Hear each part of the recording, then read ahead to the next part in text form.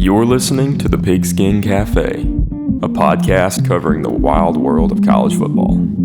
On tap for today are hot takes, controversy, and analysis on your favorite team.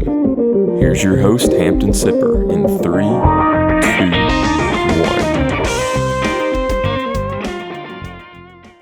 1. Welcome back in to the Pigskin Cafe. My name is Hampton Sipper, and I've got Mr. Graham Haney joining me tonight. Chase is off once again, but we hope to have him back next week because next week is going to be one heck of a college football Saturday, and he's got to be on here to talk and break that down with us. But Graham, week 8 of college football is in the books.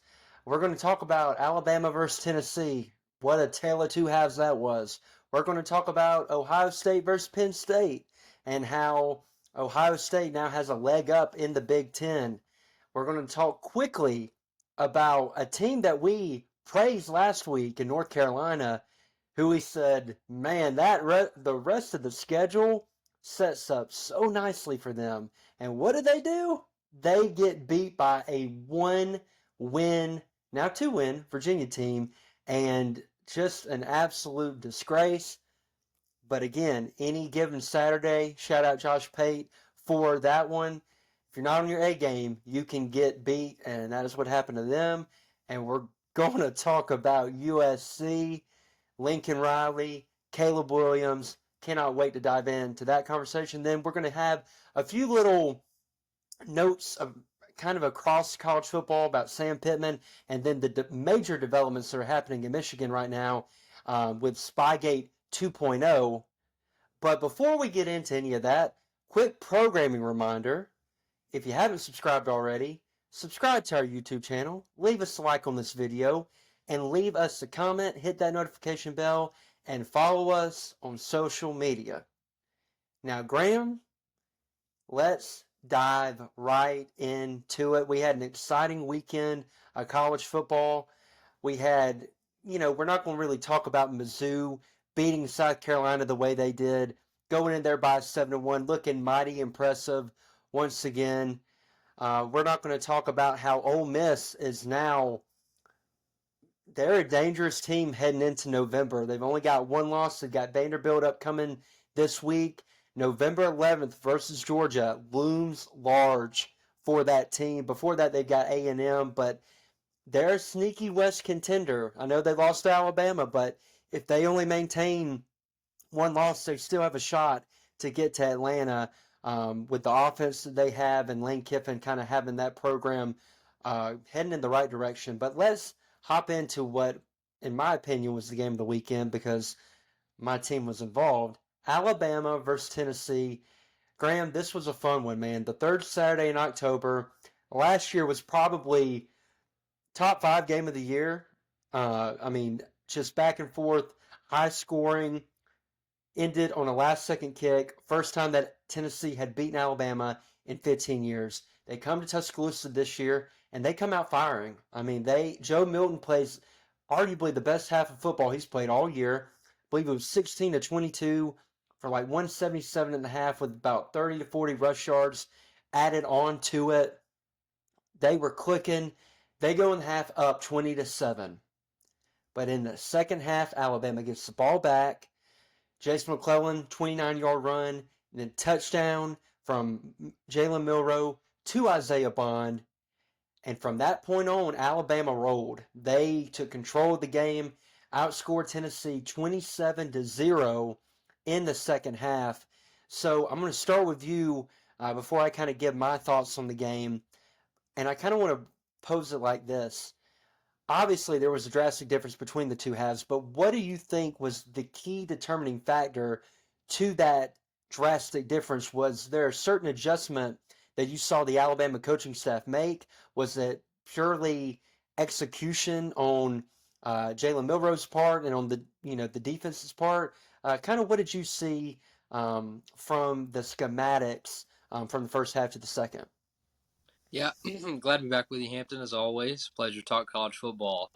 Alabama, Tennessee, we knew this was going to be a close game in the sense of it's a bitter rivalry, and there's two sides where Alabama has won the series 15 out of the last 16 times, or whatever, lost last year. Tennessee hasn't tasted victory over Alabama except for last year, so you knew both teams were really coming to this one with the eagerness to win, and pulling out all the play calling, whatever it takes to try and seal the deal. We talked about it. We have talked about Joe Milton all year, and his arm talent is the best way to describe it. The guy has gifted throwing the football in the sense of he can throw it harder and farther than anybody else in college football. However, he has struggled this year with accuracy, and I believe I mentioned it last pod. If I didn't, I meant to, in the sense of everybody plays their best against Alabama because they know that the best is required in order to win. When you look at that first half, Joe Milton was at his best. Joe Milton was making phenomenal passes. I mean, hitting the window perfectly, hitting receivers in stride, throwing back shoulder. I mean, you couldn't have drawn up a better half for Tennessee offensively, in the sense of Alabama was putting the pressure on Joe Milton to make plays with his arm, and he did. He executed. That's why he was able to break several fairly large runs, especially in the first half of third and longs, being able to convert and get that first down. Whenever Alabama was dropping back deep, nobody was open. He takes off in the scrambles and gets first downs. And he lowered his shoulder several times, which he'd been receiving a lot of heat for sliding in the past few weeks, which is like, well, I mean, I'm going to get off a little tangent for just a second, which is very strange in the sense of he's your quarterback. He's not your running back. Like it's okay for your quarterback to slide. Yeah, yes, if it's third and if it's third down or fourth down, you need to get the first down. But we're trying to tell the quarterback not to slide, and then when he doesn't slide, that's exactly how you're going to get hurt. You can't have both ways. But I mean, the tail of the second half, Alabama comes out, plays phenomenal on defense, but starts off with a good offensive drive, puts up 7, and puts the pressure back on Tennessee to say, okay, you're not going to just this isn't going to be a cakewalk. You're going to have to earn it. And man, Joe Milton's second half was not good. I mean, he didn't he didn't throw an interception, so he didn't have a terrible half, but he did have a fumble, which ended up leading to an Alabama touchdown on a scoop and score. But I mean, I think the tale of both halves was Joe Milton. I think we knew, and early in the year, you look at Quinn Ewers for Texas. What did he do? He had 2 great halves of football against Alabama. They won. Joe Milton had 1 great half of football. Tennessee was in control at halftime. Comes out of halftime. Alabama shuts the door. No more points. I mean, honestly, no more offense for Tennessee. And then Alabama's offense finally gets their rhythm. Finally, starts making connections and feels like good chemistry in the sense of Milroe completing those 10 to 15-yard passes. And to me, that was the difference. I think to me, the biggest play, you haven't asked that. You asked schematically what the difference was. I think schematically was Joe Milton was not who he was the first half, which is unpredictable. But, man, to me, the biggest play was that scoop and score. I think it was by Jihad Campbell. And that scoop score changed the dynamic of the game in the sense of Alabama scoring offense. We'd struggled to really stop Tennessee, slow them down first half. And Jihad Campbell shows Tennessee and really Alabama fans in itself, this defense is back to what it used to be. We are getting turnovers and getting points. We're closing the door. They had us the first half. They were able to put points on the board. The second half is going to be completely different. So man, credit to coaching. I think this one is mainly schematics by Alabama's perspective of second half was completely different. We blocked out what happened in the first half. Second half, we were locked in and loaded and ready to go. And this Alabama team looked really, really good second half. Offense, defense, special teams. It was a great half football. And if Alabama plays like that second half, they're going to be, that will require other teams to absolutely play perfect. And if they did, that still might not be enough. So, Hampton, I want you to kind of break this down, for me and for the audience out there, in the sense of Alabama did a great job, in my opinion, of stopping the run against Mm-hmm. Tennessee. Squirrel White had a great first half and really was Joe Milton's go-to target. I want you to tell me what you think was the difference, especially in that first half, second half of limiting the run all game and then slowing down Squirrel White in the second half. Yeah, Graham, I thought great breakdown by you. I agree with everything that you said. And to me, I mean, obviously, like Avery Johnson used to say, tale of two halves. It absolutely was. And you boiled it down to basically that Joe Milton on fire first half, cold in the second half. And I do think in a lot of ways that is the case. But I think part of the reason that he cooled in the second half was because of some adjustments that the Alabama defense made. In the first half, I know in particular there was such an emphasis on stopping the running game of Tennessee because if you remember the week prior, they had run for 230 yards on an A&M front that is probably top 3 to top 5 in college football. I mean, they ran all over them. Yeah. Joe Milton had 100 yards passing. He was 11 or 22, did not have a good game. So Alabama was committed to stopping the run. But what did Tennessee do? They came out and threw the ball 5 times on their opening drive. They broke tendency. And I Yeah. think what really got them into a rhythm was, man, you could tell the Alabama defense was juiced up on that first drive. I mean, they were flying around, pads were popping, but then he breaks contain and gets that first down. And from there, Alabama was just a little bit on their heels. And Mm-hmm. then they caught Alabama in an odd front because, as Saban said in the postgame, they were really trying to limit that run game. So what happened? They got Braswell lined up on Squirrel White. He Yeah. beats them because it's a bad matchup. Credit to Tennessee. They get paid to exploit matchups like that. They did. Yeah. Joe Milton made an incredible throw. Squirrel Right may or White, not right. White made an incredible catch, and he started off 9 for 9. I mean, that is the best stretch of football that Joe Milton has played this year. And, kind of as the game went on, Alabama settled into the game a little bit better defensively, and he missed some throws, even in the first quarter. I mean, they get down there and they have to kick field goals instead of touchdowns because he's inaccurate on Mm-hmm. a couple of throws. And that type of against a team like Alabama, you have to convert that into 6. You can't settle for field goals in a tightly contested game. And so I think another thing that Alabama did in the first half defensively, they kind of played this mush rush, a lot of cover, like very much of a coverage look. They didn't pressure Milton as much.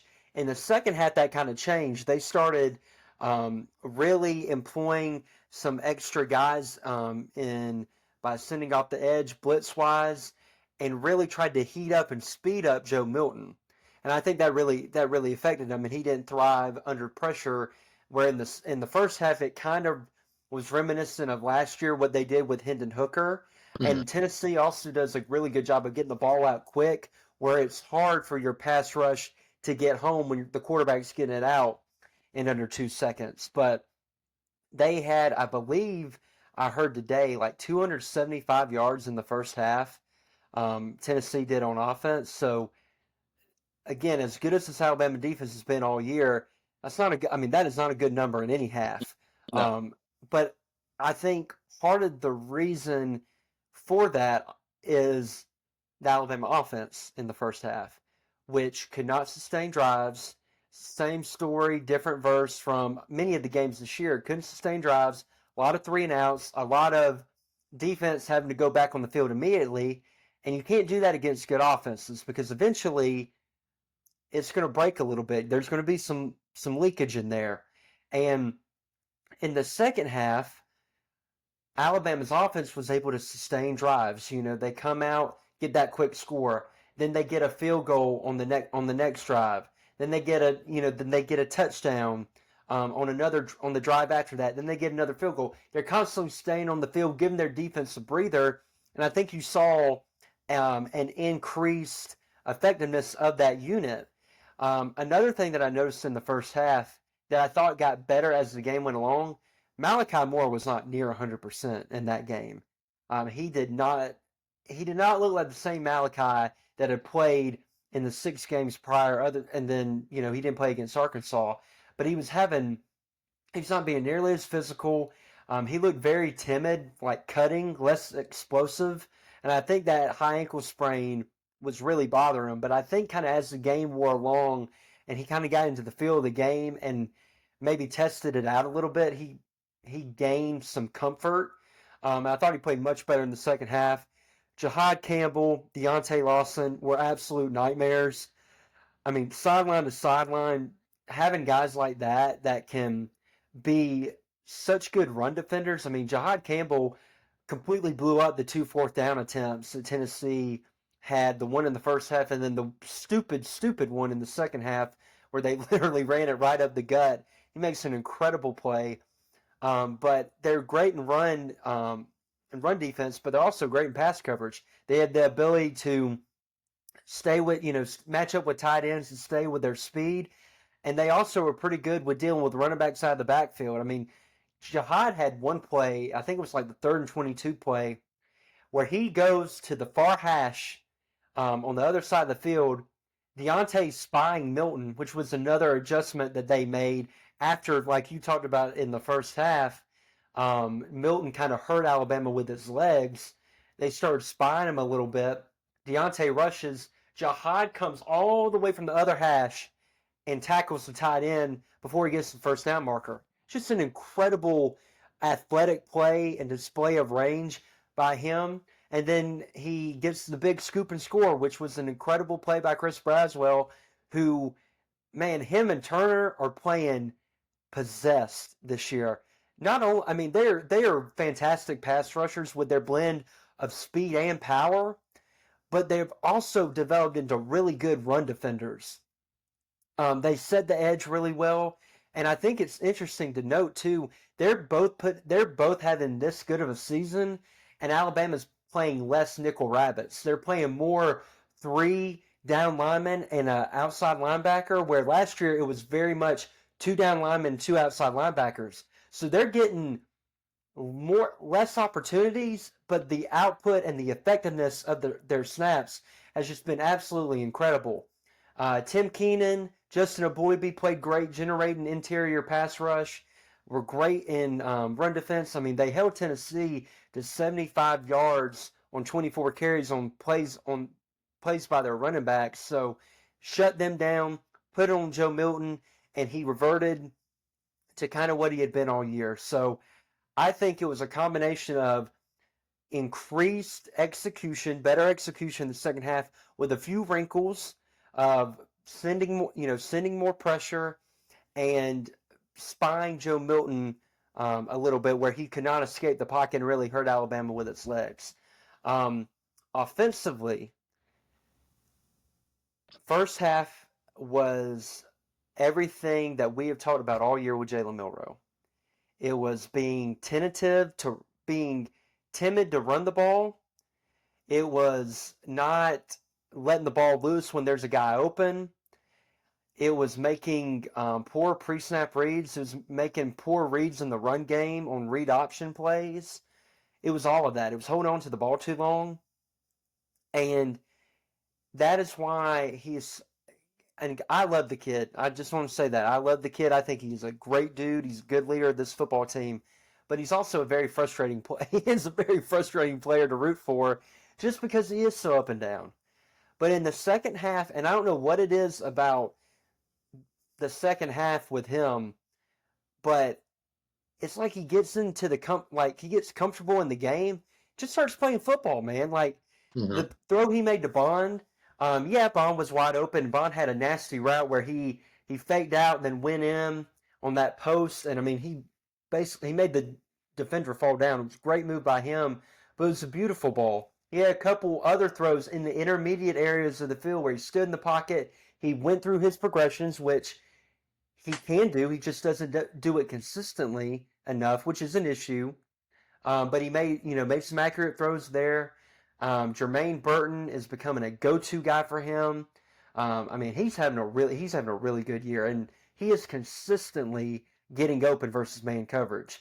Um, and then the big key though was the willingness to run the ball in the second half, whether it be on scrambles where the middle of the field is open and being decisive and go like just taking off and going, but also they called a couple more read options for him and he read it correctly. And as you could see when he started pulling it when the edge defender crashed down and picking up, even if it was 10 to 15 yards, it opened up everything else for the offense. Thought Tommy Reese did a good job of blending that in, scheming receivers open, but also diversifying the run game a little bit with some of the outside zone type plays that have kind of been lacking this year. I like the jet sweep that he did to Kendrick Law, throwing a little bit more variety, something else that defenders have to account for. He did a lot of orbit motion pre-snap to kind of influence the defenders. I thought he caught a really good game. Even in the first half when things weren't working, I think it was more on execution than it was on his play calling. I thought the offensive line played pretty well overall. I thought they were a lot more effective run blocking in the second half, but even in the first half, I thought they were pretty good in pass pro. Um, but ultimately, if Jalen Milroe embraces what God gave him, which is the ability to run a 4.4 at his size and his weight, Alabama's offense can be really dangerous because I think Tommy Rees showed you a glimpse of what it can be and how he can meld the passing game, the deep shot, vertical attack with a quarterback run game that can be a nightmare for defenses to defend. So I was very encouraged by that, very encouraged by his response. Milrose still, even in the second half, missed some throws that he's got to hit. Um, and again, he's improving, and you got to take the good with the bad at this point. But ultimately, this is the first time all year where I said, and Jimmy Stein said it on his show, so I want to give credit to him. That second half team is the first time I'm like, this is a playoff contender. That team can compete with anybody in the country. And you said it, Graham. So I wholeheartedly agree. Last point before I kind of kick it back to you to put a bow on this. Kevin DeMarcus Steele has faced Ole Miss, Texas A&M, and now Tennessee. And in 90 minutes of football in the second halves of all three of those games, he's given up 6 points. That, my friends, is the biggest difference between him and Pete Golding from last year. The in-game adjustments by this Alabama coaching staff have been absolutely incredible all year. Tommy Rees has done a good job of it, but Kevin Steele deserves a tip of the cap. I wish I had my do-rag to give him some more love, and we Millie rock on any block. What you got, Graham, to what I said? I know it went on a good minute, but there was a lot to cover, a lot to digest with this game. We could probably talk an hour. Yeah, I think the only thing that I really want to touch on that you talked about at the end was last year's defense, this year's defense, in the sense of I was just talking to some people about just the different. I mean, it seems like a mindset change in the defense. Mentality, yeah. I felt like last year we lacked big plays on defense because we always felt like we were confused. It wasn't on one person to make like a bad decision. It was like the whole defense was like, I guess we're running this, or I guess I'm supposed to do this. Whereas this year you look at the the touchdown that Tennessee scored over Braswell, matched up with the running back, like so a bad matchup. When you watch the camera angle from like the end zone, it was like Braswell expected somebody to be behind him and Yep, he did. some coverage help, and he didn't. Was that on him or was that on a safety? I don't know, but it was like I last think it was year. on the safety. Yeah, last year it was like we would have breakdowns in plays and teams would execute off of that. But this year it's like, okay, this is the play we're drawing, and the play that will work is going to be that running back, running back deep ball. Mm-hmm. And it's like, that's what we're willing to give up, and we're going to make Tennessee execute. And Tennessee executed that. It seems like the difference between last year and this year is just simply the fact that we don't seem confused. We know what we're supposed to do, and we Yeah. do it. It is like assignment football at its finest of linebacker number 2. These are your keys. You don't have to worry about anything Hmm. else. These are your keys. Yeah. If you read those keys correctly and they still make a play, that's not on you. That is not on a busted coverage. That is on we Mhm. drew cover 3, cover 2. We blitzed the house and they ran a screen, whatever, and they Yeah. just happened to call the right play against it. Um, but Hampton, I mean, this second half Alabama defense, I mean, would really lead some people to question whether we were stealing signs from Tennessee from the first half. And I think that's going to shift us right into the next topic, if you're okay with that. Me taking the reins and Oh, going, wow. A little bit and of a me, curveball. Okay. Hey, oh, can I say one thing before you go there? sure. I thought that was a great point on the difference in the cohesion of the defensive unit. I think Kevin Steele and T. Rob, Travaris Robinson, have simplified this defense where guys are able to just go out there and execute, do their job, and play fast. You've got the athletes where you can still run complex coverages, and because you can't be too simple, teams will take advantage of that. But there's a confidence in what we are doing, play in and play out, and guys are a well orchestrated unit and able to go attack, execute, and stifle any offense that comes their way. Great point by you. Now you take the reins, and we'll go from there. Yeah. Like I said, just the breaking story this week of college football, which I'm sure if you're listening, you're watching, you probably love college football like Hampton and I do. So you've probably seen the rumors, seen the tweets, heard it on ESPN, whatever, about Michigan sign stealing accusations. And Hampton, I will bring you into this just a second, but from what we know as of right now, and we like to keep you updated and informed. As of It's 7:10 on Monday night, October 23 in the year of our Lord 2023, this is what Yeah, we know. this is what we know. Michigan earlier in the year was had some run-ins with the NCAA over some, I believe it was recruiting violations, something of the sorts with Jim Harbaugh. And we thought that that was really an odd situation in the sense of Michigan Michigan NCAA agreed to a 3-game suspension for Harbaugh, Mm-hmm. and then Hampton, correct me if I'm wrong, but it kind of comes out that the NCAA is like, oh yeah, we're actually good without the suspension. We're okay if you don't have one, but Michigan still kept it in place. Yep.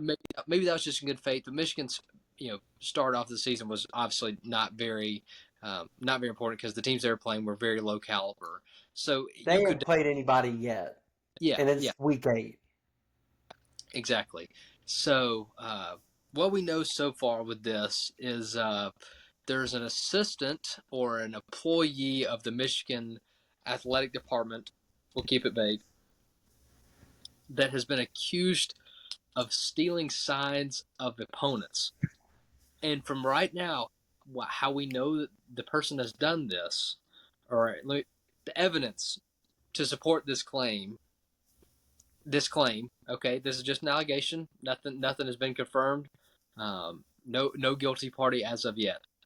That an employee of the Michigan Athletic Department would go to these different Big Ten football games and would buy not one ticket but 2 tickets on different sides of the field. One looking at one team, so one on the home side looking at the away team, one on the away side looking at the home team. And this gets even crazier in the fact of this person whose name is out there, but I don't know, and it really doesn't matter that much Oh, I to me. have it pulled up. I'm not going to be vague when I talk. We're naming names tonight. Yeah, and would buy 2 tickets, and so would watch some football from one side, and I'm sure take notes, pull out the binoculars, see what's happening, and then go to the other side and do the same thing. Notes. Notes. Um, And so, from what I have seen, this has been taking place since for 3 years. So I guess 2021 was the first season, Mm-hmm. which Hampton, like I feel like there's a little bit of sign stealing in all of college football in the sense of Yeah. if one player does this or one coach does this, they're most likely running this. It's just a key that you read, but it's not drawn out from teams in the fact of we're going to send somebody to go steal their signs so we know exactly what they're going to run. But Hampton, I've got a question for you, and then I'll throw it to you for your opinion. Jim Harbaugh against Ohio State. What was he? 0-5, 0-6, something like that. Mm-hmm. The past 2 years against Ohio State, not only is he 2-0, Michigan has dominated both of those football games. Yes, they have. Both those games. So, does the timeline add up that this person, who will not be named by Graham on the Pigskin Cafe, this person not be named, actually did what they're accusing him of sign stealing? 3 years to the day. 3 years, 3 seasons, and 2 wins by Michigan over Ohio State. I'm not saying he's guilty. I'm not saying he's innocent. But I am saying it's suspicious. And the facts are definitely leading us to believe one thing. And here's the last thing I'll throw it to you. I Okay. saw that this person, this Michigan employee for the athletic department, had 2 tickets to the Ohio State Penn State game, but did not attend. But the allegations came out. They've been out for about a week or so, so it has at least been known that he was being watched and did not attend the game. And there's been Mm-hmm. other schools that have gone back and watched the tape, knowing that this person has had this ticket in this seat. We'll see what the evidence. We'll see what the evidence says and come to a conclusion. But this is really a big deal. It's huge. Spygate for the Patriots was very massive, but it was different in the sense of filming other teams' practices. But man, I think this really puts just a really big red flag over the Michigan program, and one of those things that, if true, could Harbaugh keep his job? Very, very suspicious. Hampton, I want you to be as specific as you want to be. I was just making sure that I was not liable for anything said or done on the Pigskin Cafe. Well, I appreciate your discretion, Oh, but I'm naming names because I mean, when this story initially came out, I was like, it's overblown. Everyone probably does it? steals signs to an extent. Yeah, Absolutely. yeah. Absolutely. That's part of the game. Everyone doesn't, and it's not illegal until you get caught. Exactly. But there is a difference between just like occasional sign stealing of like, oh, I picked this up on tape, Yeah, and what Michigan is alleged to have done. yeah, Because according to Pete Thamel from ESPN, Michigan staffer Connor Stallions bought, like you mentioned, he's bought tickets for more than 30 games at 11 Big Ten schools over the past 3 years. And what, you said taking notes, he has been filming sidelines for entire games. mm-hmm. Okay, that is massive. That Yep. is cheating, and not only is it cheating, it is sloppily cheating. And all I'm going to say is we've got to wait till all the facts come out, but apparently video evidence is being sent to the NCAA this week for review. But like you mentioned, when this start, 2021, that was first year they beat Ohio State. But also, it's the first year they won the Big Ten. They won the Big Ten last year, and they look like they are poised to do it again this year. And what happened in 2020? 2020, Michigan was not a good football team. Michigan struggled in 2020. Coinky Dink, look, Stephen A. Smith said with the Manti Te'o thing, if it walks like a duck and quacks like a duck, it ain't no dang mongoose. And there's something fishy about this situation, and I think more and more is going to be revealed by the day. And I'm interested to see the ramifications for this Michigan team. Because if it comes out that this is true and that they are getting a decided competitive advantage against their opponents, there has to be repercussions for this. And the last thing I'll say, earlier this year they played Rutgers, and if you go back and you watch the halftime press conference, Greg Schiano basically, he doesn't all the way say it, but he highly hints that there are things going on in this game that shouldn't be going on. In light of these allegations, I think he was talking about Michigan stealing signs. And apparently, and again, this last thing I'll say, and then we're going to move on. Before, I think in 2020, Clemson got caught doing something similar to this. Now, I don't think to this extent, but they got caught sign stealing. They had to put an end to it. After 2020, what's happened to Clemson? That's all I'm saying. I'll leave you with that beautiful rhetorical question, and I'll transition us to our next game that we're going to talk about. That was a fun conversation, Graham. I'm kind of glad you threw the curveball in the middle of the show. Well, we all know, if you listen to this show, you know that Hampton Sipper loves diving into the weeds. Love it, baby. He loves digging into the daily gossip, especially when of a story like this where, I mean, you have to question every single game that Michigan has played the past 2 years. What did teams do that actually beat Michigan the past 2 years? What happened? Don't know. Well, and again, I sound like a preacher trying to close a sermon right now. In conclusion, or my final point, and then we'll have the invitation. Yep. But Choir coming back up here. Yeah, Choir coming back up here. And I'm not trying to sound like a college football tabloid with all this, gossip and hearsay. But when they play in the playoffs the past 2 years, they lost to a TCU team that had no business beating them. They got destroyed by Georgia the year before. Michigan wasn't able to steal signs from either one of those teams because of the geographic location to where they were, and they're not in the same conference. And you saw the result that occurred in both of those games. Georgia, I get. Georgia's a more talented football team, but TCU beating you like that? I'm just saying, it's very fishy. Let's move on to Ohio State, Penn State. Boy, oh boy, Graham, we got this one wrong.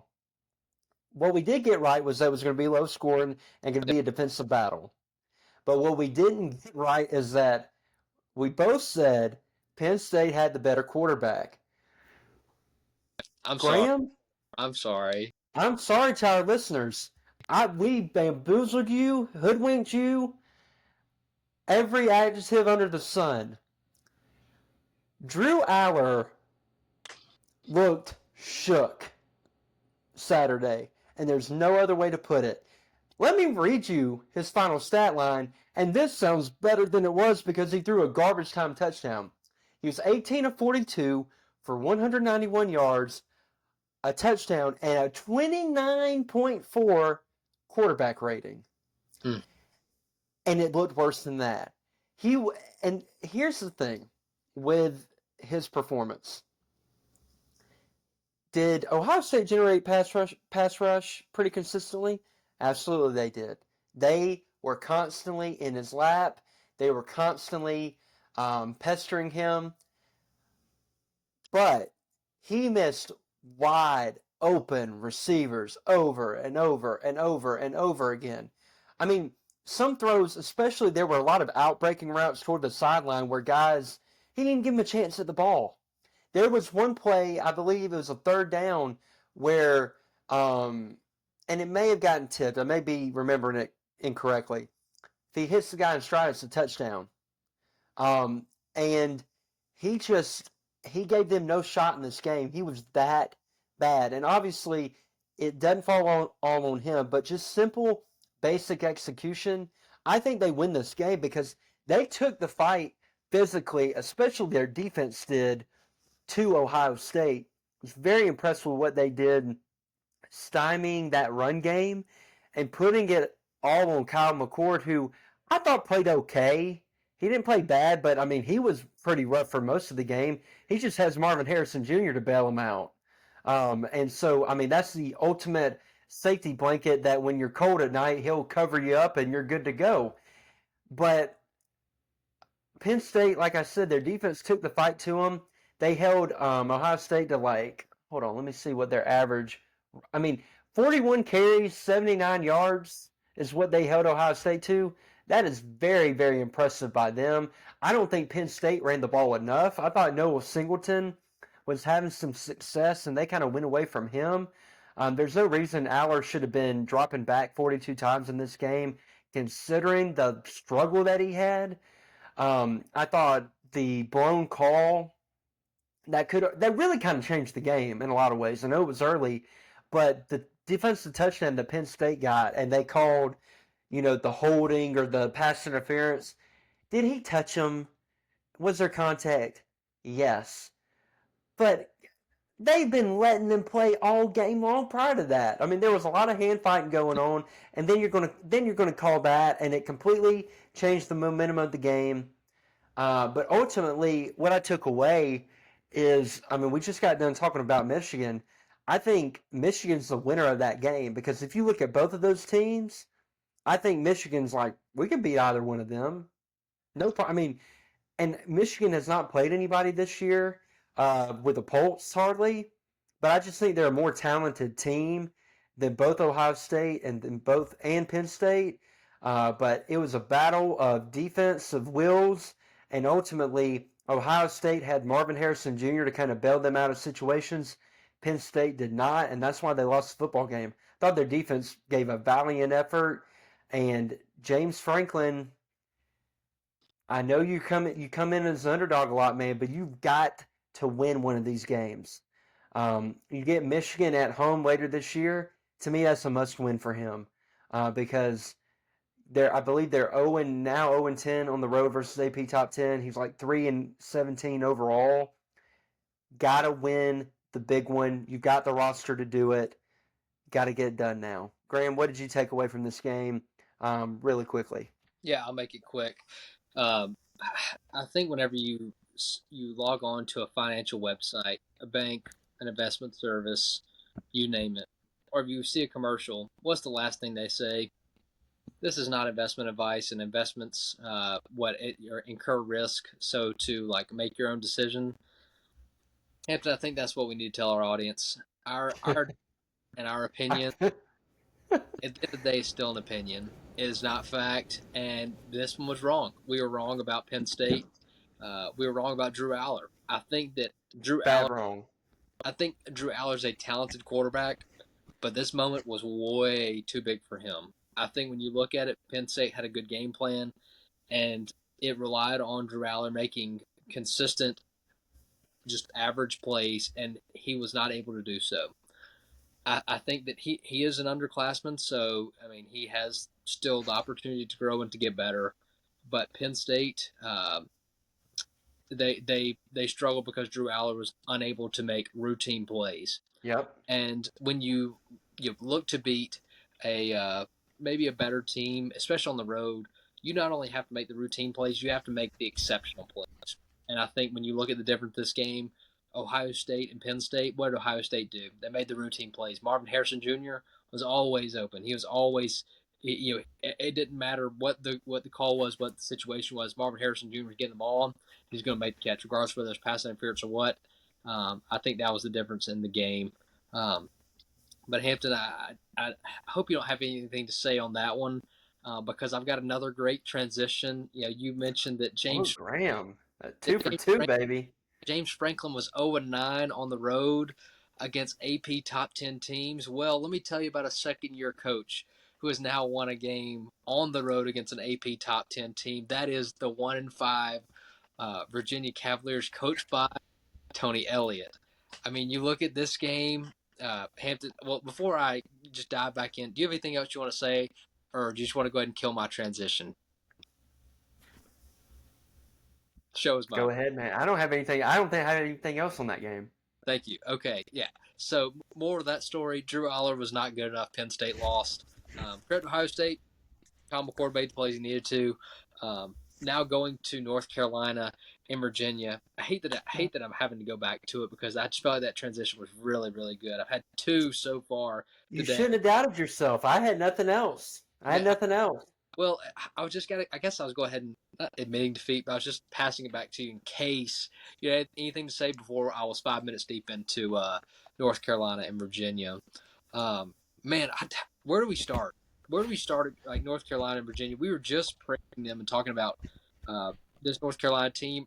Not only just that they were good, but their schedule lined up to be ideal for them to play well the rest of the season.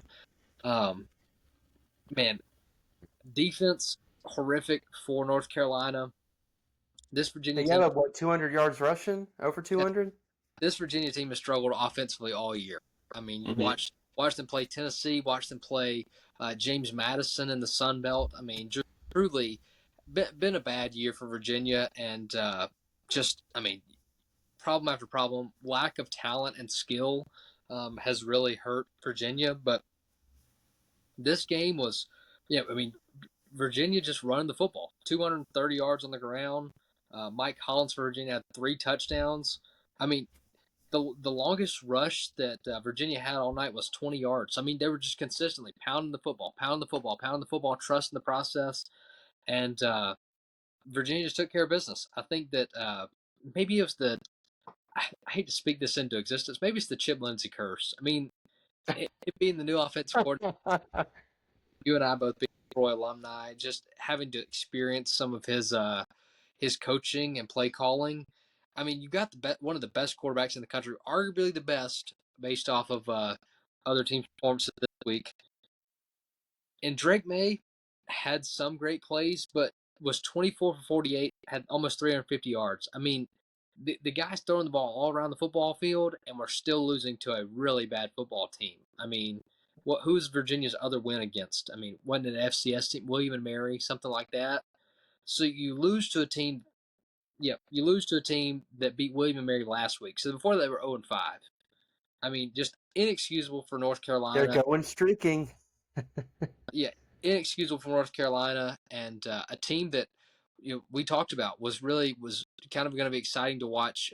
North Carolina and Florida State battle it out and play for the ACC championship game. And now, what's there to play for? It's either Florida State or nobody for the ACC, which really just goes to prove ACC just keeps beating themselves in ways that they shouldn't have. So, yeah, that was just tough. Well, 2 quick takeaways from that.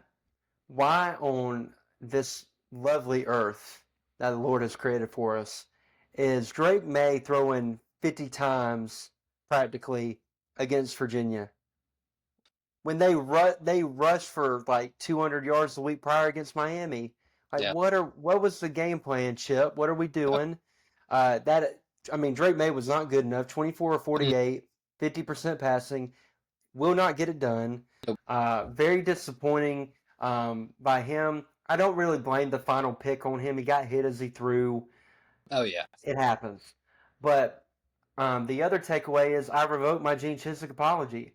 My brother in Christ, what are we doing? You let 230 yards rushing from this Virginia team? That's what you allow happen? It's inexcusable. And we were talking last week that you're a college football playoff contender. That's what we were saying about you. If you're a college football playoff contender, you don't lose this game. And the mark of a good team is even when you have a clunker, like if Alabama or Georgia, when they have clunkers, they still win. They don't get massively upset by teams. And to have it happen right after this big Miami win is just soul crushing. And like you said, now Florida State is pretty much your only bet in the ACC because I doubt even if they win the whole thing, I mean, North Carolina's going to have the worst loss of any college football playoff contender. It's not even going to be close. Yeah. And the interesting thing is Florida State, I have concerns about them too. I don't know if they're going to get through unscathed. I think a team like Miami could probably get them, and then if they get them, North Carolina or somebody else can beat them in the ACC championship. So I think they're in real jeopardy of not getting a team in the playoff this year. Speaking of, transition to Echo U, our final topic of the night, which I know, guys, we have gone a little bit longer than usual, but a lot happened this week. Yep. I'm gonna read some stats to you, Graham, of a lovely little quarterback who was called the best prospect since Andrew Luck, a generational talent, the wonder kid, the Superman. This quarterback against AP top 25 teams, or not, actually non-AP top 25 teams, 23 games, 70.3% completion percentage, 317 yards per game, 78 touchdowns, and 7 picks. Sounds good. Pretty impressive. Versus top 25 teams. Grab onto whatever you got. 5 games. Completion percentage falls to 51.4%.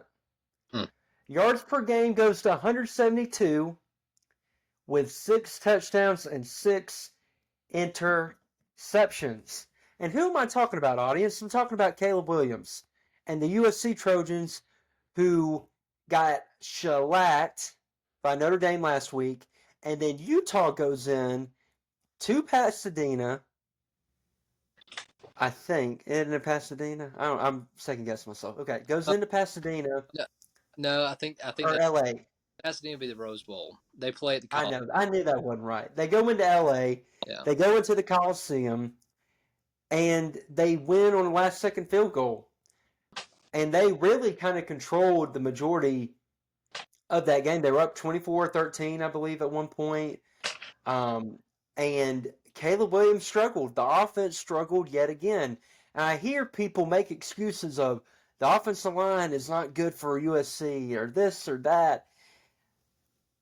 No, here's the problem. And this is why I think any quarterback is going to struggle against tougher competition. Their numbers are naturally going to drop when you play better talent. But that significant of a drop-off, I think, can be attributed to against teams with inferior talent, less defensive personnel that can really match up with you. Caleb Williams can play backyard ball.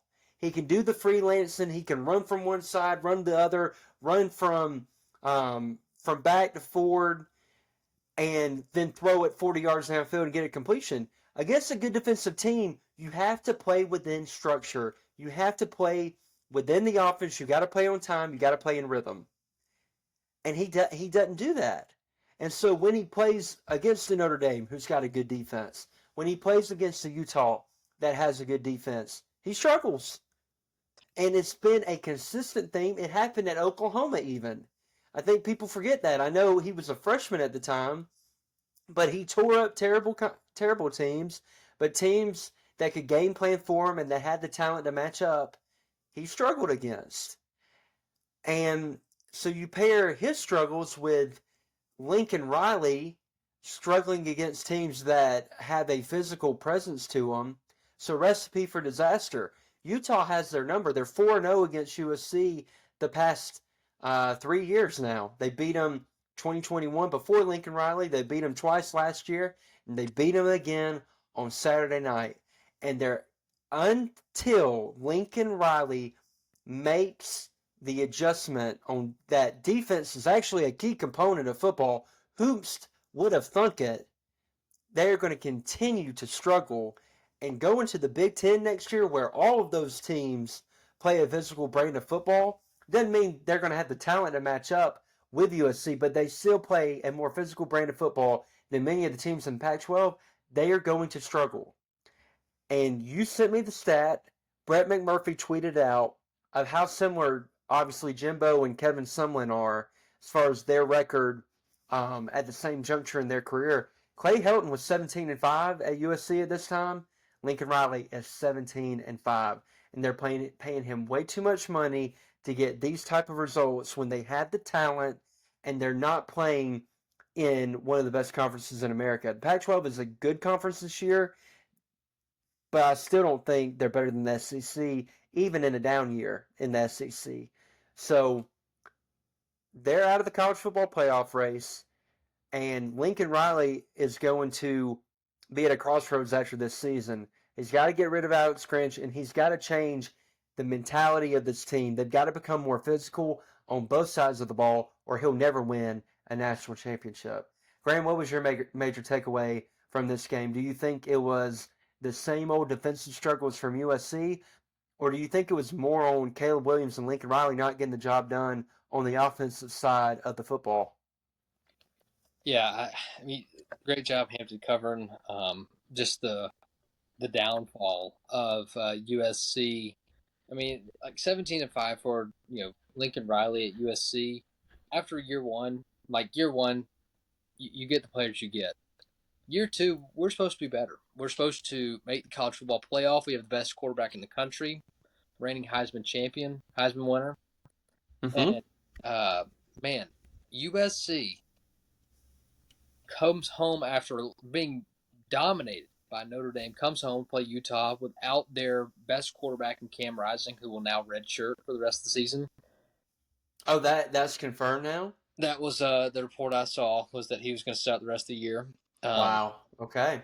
We know Utah plays a physical brand of football, and it is not a star driven team in the sense of we're gonna run the plays, we're gonna have good blocking, and we're gonna you just have to just do your job, just do your job. When Mm-hmm. you look at this USC team, it is more than do your job. It is, if Caleb Williams does not play like a Heisman winner, USC loses. He's got talent around him on the offensive side of the football. 32 points should be good enough against most teams in college football, especially for a team like USC. This defense, bad. Let's just Stinky. let's look through. All right, so these are the longest rushing yards per player from Utah. Jaquindon Jackson, 26 yards. Sion Vaki, who's a wide receiver, 24 yards. Bryson Barnes, quarterback, 26 yards. On the Okay, biggest play of the game. all right, here we Pitch go. scramble on the biggest play of the game. Yeah. Yeah, go. Here's a receiving yard, longest place. Sion Vaki, 53 yards. Devon Vele, 17 yards. Money Parks, 22 yards. The amount of big plays that this USC defense gives up has not been, nor will it be sustainable for a team that considers themselves one of the best in college football. I think if, at the end of the day, if Utah beats you because they get 4 yards every single play, first down or first down or first down, you have to accept the results. Whenever you're giving up, 50-yard bombs, 26-yard runs from multiple players against Utah, like your defense is not good enough. And I think that whether it's Lincoln Riley being unwilling to make a change at defensive coordinator, or just a lack in talent, I think there's probably a good question, good answer for both. But USC should have good enough players to make it where they will be able to survive almost any game as long as we score 30. If we get to 30, we should be okay. The offense plays fast, expects their defense to play on limited rest, which is okay. But hey, you can give up 28. If you give up 30, if you give up 28 points on for our defense, we'll win every game. And just not good enough for USC. I think that it's rumored, and we'll leave it here, that as Caleb Williams leaves, so might Lincoln Riley. We'll see, because the Big Ten, the brand of football in the Big Ten is completely different than the Pac-12, and there's no more Pac-12 games at night after this year. So it'll be interesting to see USC play teams like Wisconsin, like Minnesota, like Iowa, and those aren't even the big dogs of the Big Ten. It'll be interesting to see going forward. I wonder what this USC team's going to do the rest of this season, knowing they're out of the college football playoff. They still could win the Pac-12. I think they can kind of control their own destiny. Maybe have a little bit of help from other teams, Mm-hmm. but they still have Oregon Oregon and Washington, I believe. and UCLA. Yep, they play. They've got they're at Cal this week, and then in the season versus Washington, at Oregon, versus USC. They could end up with 5 losses this year. And for USC and Lincoln Riley, that's It's unacceptable. not good enough. Yep. Yep. And we mentioned that possibility last week when we picked USC Utah. We're like, y'all, this team could end up with 4 or 5 losses. And with the talent they have, it is inexcusable. Yep. Inexcusable. And they could lose those games, or they could be some SEC teams and some other teams around the country best friend if they cause chaos out west and beat an Oregon and beat a Washington. Especially if they beat Oregon, they would knock Oregon out. Washington almost lost to Arizona State. They were sleepwalking through that whole game. So I'm with you. I'm very interested to see how they kind of play out the rest of the year. Do they keep competing to the end, or do they kind of like lay down? Because last thing I'll say, and then we'll get out of here. I saw, and I like Emmanuel Acho, but the tweet about that Caleb Williams should sit out for the rest of the year was a joke of a tweet. I cannot stand that concept of, oh, well, he has nothing to play for now. What happened to you being on a team, and when you commit to something, you follow through all the way, for better or for worse? It isn't just all about him and his future in the NFL. He needs to finish what he started, finish with the guys that he went through the offseason with, that he went through fall camp with, and that he's going to war with day in and day out. He shouldn't sit out. He shouldn't quit, and I don't think he's going to. But to even suggest that is something that he should consider, if he did that, man, there's no way I'd take him number one. No way, because to me that is a selfish act, because you're out of contention that I'm just not going to play because we have nothing to play for. That's bogus to me. But Graham, you have anything else before we get out? This is the longest review podcast I think we've had all year, man. But, man, a lot of good conversation, a lot of fun chatting up with you. You got anything else? Yeah, I'll add one last point to that Emmanuel Acho tweet. And for Caleb Williams, when you think about it, that might be a decent idea of, hey, like, give him nothing else to play for. You're out of the national championship, race. Go ahead and have a seat. He's trying to defend his Heisman. A, that's the number one reason he should play. B, there's other guys that are vying for that number one spot, especially Drake May in North Carolina. Yep. Caleb Williams has not played his best football this year, in any game this year. So he could have, if he sits, he is almost guaranteeing himself not to be the first pick. If he's fine being, second, third pick, maybe that's what he wants. But that's, to me, bad advice. It's different to sit out one bowl game as compared to the rest of the season. So, man, I mean, you hate that USC's out of it now, but that's no reason to quit. That's no reason to give up. Very well said. And with that, that'll do it for our Week 8 recap show. What a fun one we had. Love breaking down everything that happened across the college football landscape this past weekend. If you haven't already, be sure to subscribe like I mentioned earlier in the video. Leave us a like, leave us a comment. And thank you for watching this far, if you watched this far, because I know we went long. But I hope you guys enjoy this as much as we enjoy doing it together and just kind of getting on and doing what we love to do. So we will be back on Thursday with our preview episode. That'll probably be a very short preview episode considering how long this one went. But with that, the Pigskin Cafe will be closed for now. But until next time, chew on that. We'll see you soon.